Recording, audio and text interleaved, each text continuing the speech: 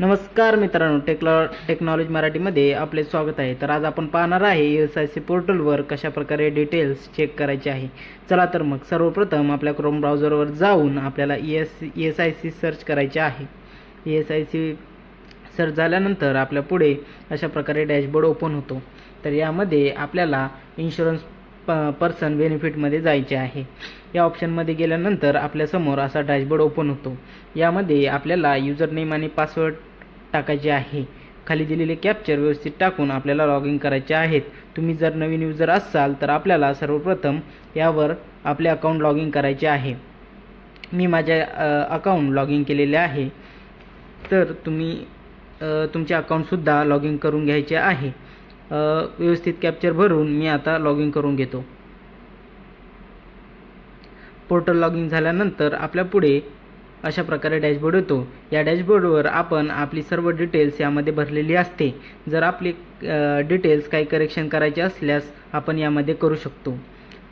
तर मी आता हे डॅशबोर्ड हे क्लोज करून घेतो. तर आता थोडं खाली स्क्रोल केल्यानंतर आपल्याला व्ह्यू प्रिंट ई पहिचान कार्ड म्हणून ऑप्शन येते. या ऑप्शनवर क्लिक केल्यानंतर आपल्याला आपली सर्व डिटेल्स दिसणार आहे. तर चला तर मग हे तर यामध्ये आपल्याला आपण आपले नाव आणि आपण कोणत्या आपले एम्प्लॉयर कोणते आहे सर्व दिसून येते.